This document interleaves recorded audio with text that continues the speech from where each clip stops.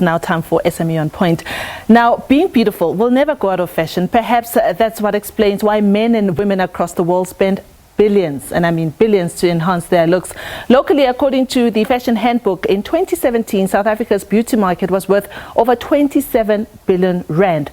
And today, our featured business of the week was not going to get left behind.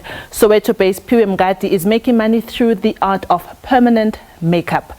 This is her story. It is edited by Manqoba Nkosi. Like most in the beauty industry, Phiwe Mngadi's journey began with manicure and a pedicure business. But because of the saturation of that market, she branched out to offer permanent makeup. I deal with brows, eyeliners and lips in a way that makes them last forever to enhance your beauty. And how I got in the industry is I went to school over 2 years ago, and yes, it's been an incredible journey ever since. Mngadi says social media has played a big role in the growth of the industry. This, she says, has made more people to want everlasting beauty. Through her business of nails, she put away money to expand her offering and bring it closer to her home in Soweto. You use your profits from what you've done. So if you've got 200 rands from a client, 100 rand has to go back into your business. And so that is how I've never had to apply for funding, or ask a loan from a family member or my parents. No, but I just every month take money, put it back in your business, buy stock. As long as you got stock and you've paid your rent, you're fine. That's the most important thing. You learn that over the years. Yeah. Permanent lip color correction is one of Mngadi's speciality.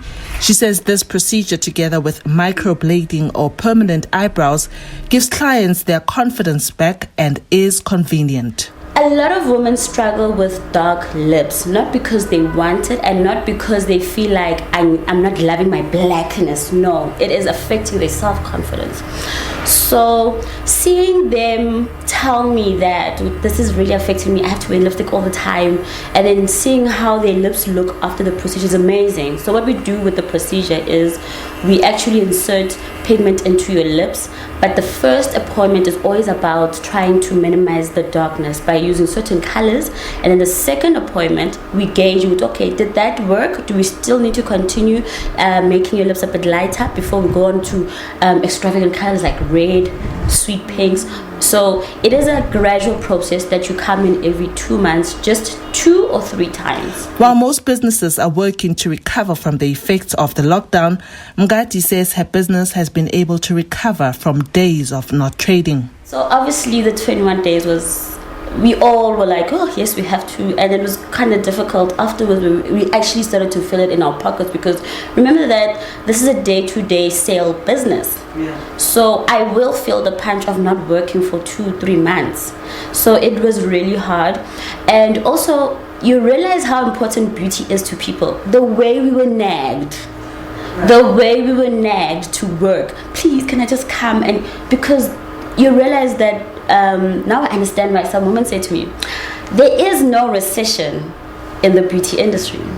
Right. That's so true. That because people were stressed, people were broke, but people still wanted to come do their brows, and it's corona till today.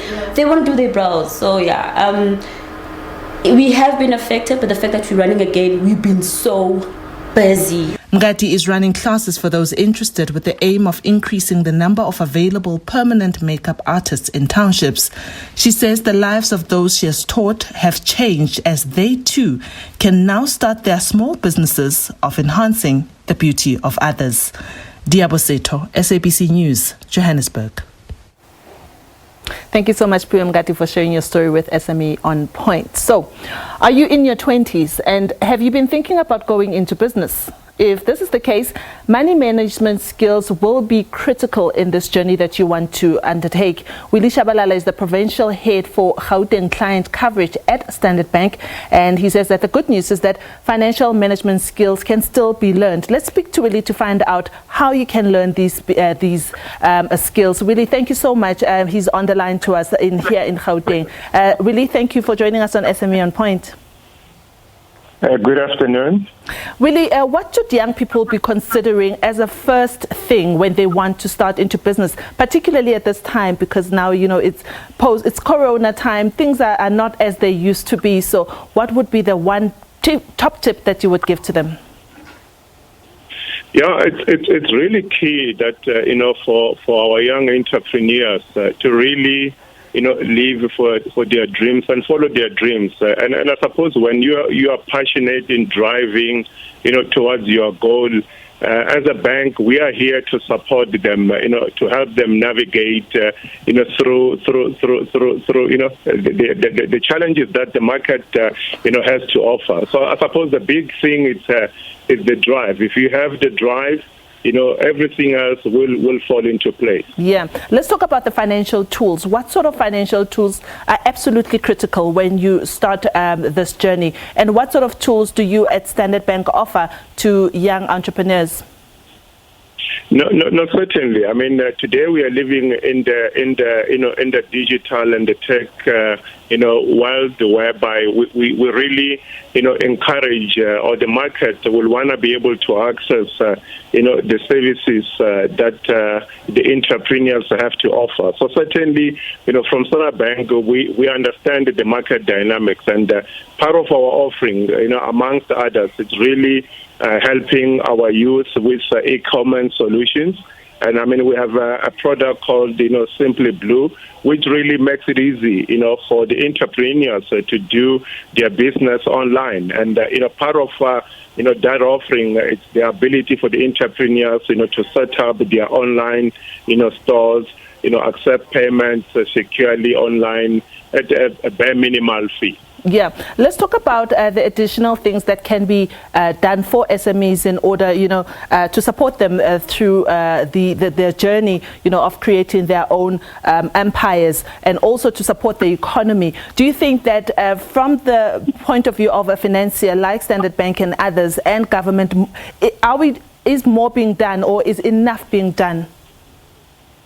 I suppose we'll never say, enough is being done, but more is being done to really, and I mean, we all know that when you dream of establishing, a new venture, access to finance, it's one of those, challenges. And certainly, from a Standard Bank perspective, we are geared, to really, partner with, the entrepreneurs to help them, find a suitable solution that will help them, set up their business. And certainly, we do take into account that when you start a new venture, I mean, you might not, be able to access the cash flow immediately. So in terms of the solutions that we have, available, we're able to, tailor-make them to really fit into the business venture that the entrepreneur is pursuing. So that, because we know any business at its tender age require, more support, more, and